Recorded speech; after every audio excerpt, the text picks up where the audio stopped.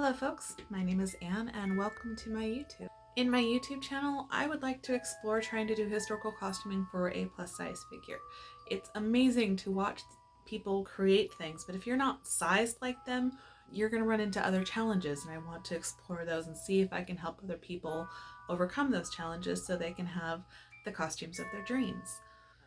I discovered the Realms of CosTube in December of 2019. They have inspired me, taught me things I had no notion existed, and also took their time out of their day to be a personal cheerleader for me, a virtual nobody. So this is my way of paying that on to somebody else who might want to take on something that's a little daunting or a little intimidating, and I want to help you through it. I'm not new to the historical costuming community. I've been involved in Rendezvous since I was about 7 years old. That's a Pioneer Day reenactment that is supposed to mimic the rural trading events for the mountain men. That's approximately the 1820s to 1840s era. Now I find myself with a lot of time on my hands, and all the things that I was looking forward to for my historical costuming have since been canceled. So that leaves me with approximately 15 months or more to basically revamp my wardrobe, and I'm very excited to go on this journey. I'm finding that with the stresses and frustrations of the COVID world, sewing is providing me a sanctuary and a peace of mind and kind of a meditative reset for my days. So I've really been enjoying this, and I'd like to share that with some of you. Before we get started, I just want to say I am not a professional seamstress. This is not a tutorial. I have been sewing since I was about 4ish, but not consistently and not with any significant amount of training. Mostly I figure things out, and maybe I figure out the right way to do it, but I don't know what it's called. So I'm learning as I go, and there's a lot of flailing involved. So I am not a professional. This is not a tutorial, but if you'd like to come along for some adventures in sewing and learning and lots and lots of flailing, please hit the subscribe button. This could get very entertaining. My first real sewing project happened when I was about 13. I was at these rendezvous and there was a cute boy. So I wanted to create a more feminine, cute outfit with which to catch his eye. I managed to, with my mother's help, make a rather adorable blue bodice and a matching skirt.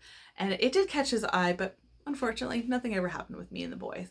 So down the line, I had to, basically the next year, my boobs grew and I couldn't fit it anymore. So I had to keep making costumes as my body changed and grew. At that point, I was mostly sticking to a loose blouse with a bodice over it and a skirt. So they weren't exceptionally complicated outfits, and I still did need a lot of help from people. I was in the rendezvous until I was about 22. And even then that was like a once a year kind of thing. And then life, between college and growing up and moving out and becoming an adult, I decided to get out of the rendezvous circuit because it was too much for me. However, my dad passed away rather suddenly, and one of the ways that I chose to cope was to get back into that circuit. And that's where I found the Women's Primitive Skills Weekend. I had gone before, but I was like 14 or 15 and I was a kid. And now I was being accepted as an adult. And so it really, really captured me, and the environment out in the woods, the women that I get to bond with, the things that I get to learn, it's the most wonderful experience for me.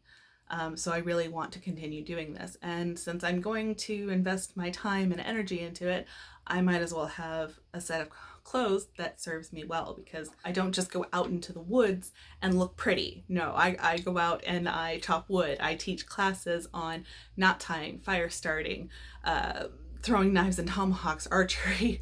So I need clothes that really function. They don't just look pretty and fall apart the second they get wet. So that's what I'm doing here. Now, I started this project in April. It's now about June. Probably later by the time I get this video edited and back up, which, by the way, I'm very new to editing, so please be kind. I've already completed quite a bit of the coat. However, I can only catch you up via photos because that was all I had to document at this point. My inspiration for this coat came from a variety of places. The most prominent one was this. Other inspirational sources came from Outlander and the Snows Hill Manor riding coat from Patterns of Fashion 1 and a few other fashion plates. However, I had to come to terms with the fact I am not shaped like these women. My body does not go like that and then like that. It would require an inordinate amount of padding and corseting, and I would not be comfortable in order to even remotely create that illusion on my body. So I decided to go with something a little bit more simple, but play up some visual details and get some of the essence of these other coats. I didn't know how I was going to accomplish this, being allergic to wool, until I was walking through the Pacific Fabrics, which was closing down, and I was perusing all of the stacks and just trailing my hand along. And I remember actually stopping dead in my tracks with my hand behind me going, what is that? That feels amazing. And it was this beautiful earthy brown woven upholstery cloth. And I was like, oh, this is gorgeous. This would look amazing.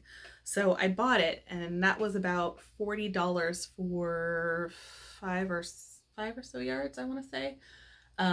My friend went back the next week when they were still closing. She found the remaining amount of fabric, and she bought it for me for a grand total of like $10. So I have about 10 yards worth for the grand total of about $50. That was really cool. For the added warmth that I would need, I ended up deciding to do flannel. I didn't really find much that I liked in like Joann's or any of the other major fabric stores. So I decided to check out some thrift shops and see what I could find. And in there, I found this really pretty set of flannel bed sheets, but I kept dismissing it, thinking it was too ornate and just not really my style. It was pretty, but it just didn't really sit to me, but it stuck in my mind, unfortunately. So I went back with my swatches, and lo and behold, it matched amazingly. So the sheets got added to my stash for about $15. So this wasn't a very expensive project because I managed to get some crazy good deals on it. I also decided, since I was the one designing this coat and I needed it to be really functional, I decided to add not one, not two, but 6 pockets. Reasonable, usefully sized pockets. Very happy about that. I checked out a variety of patterns for this project, mostly from the big 4 pattern companies. I tried and miserably failed drafting from Janet Arnold's Patterns of Fashions. I don't have those skills yet. So eventually what I decided to do was I found this cheap, really badly made, but sort of fit me fast fashion coat.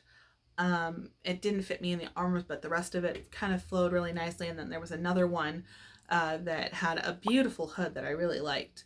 And I thought, maybe I could Frankenstein these together. I got out my seam ripper and I tore apart both of those jackets completely. And then I used those to make the pattern. That ended up working out really nicely for me because I knew that these pieces fit. I did have to pay attention to where it was stretching. There wasn't a lot of stretch, but there was enough that I had to pay attention. Once I had my paper pattern, I decided to attempt the hood first because I decided that if I didn't like it or it just wasn't going to work, then I could redesign from that point. I cut out the fabric for the hood and immediately realized that my hood fabric was significantly thinner than I had anticipated. I really should have paid more attention. But I decided, I can just add this waterproofing layer. And this is around the time that Bernadette Banner's pad stitching video came out. And I thought, you know what, I could do that. So I pad stitched together, and eventually I came away with a hood that is beautiful, and it makes me feel like I am stepping out of a fairy tale. The pad stitching wasn't a hard thing to learn, but it creates such amazing body in the fabric.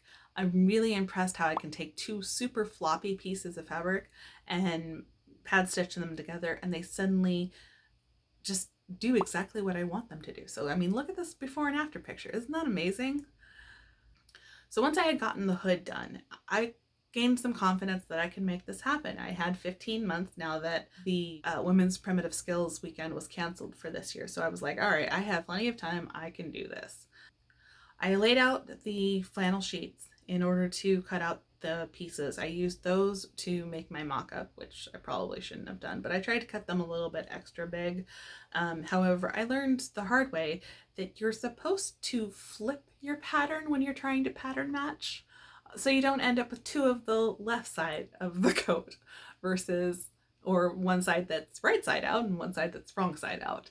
My husband is extremely indulgent, and he learned how to help me fit so that I could do this during quarantine, because now we couldn't go visit other seamstresses, and we were trying to be very responsible about that.